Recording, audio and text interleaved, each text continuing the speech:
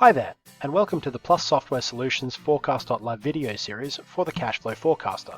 In this video, we'll be covering how to control your forecast metadata, including setting up a new forecast for the first time. So if you already have a forecast, just go to Forecast Settings in the ribbon, Add New Forecast.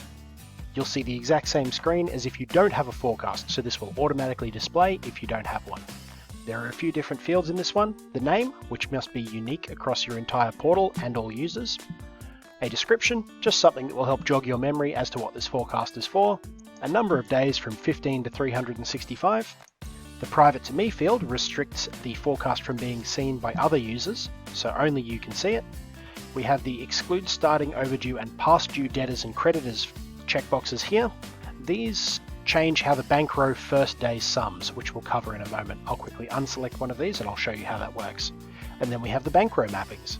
These are just to control which of your bank accounts contribute to your initial balance. So if you press Start Cashflow Forecast, this will load and produce a new forecast. Fantastic. So you can see here that this first day, the formula that appears here changes based on those checkboxes that I showed you a moment ago.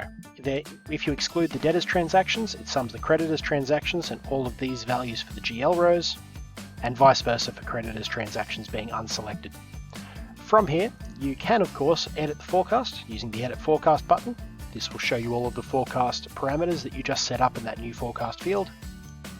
You can also copy the forecast, which opens up a similar box allowing you to create a carbon copy of the forecast, including all rows, and delete the forecast. Keep in mind though that deleted forecasts can't be retrieved.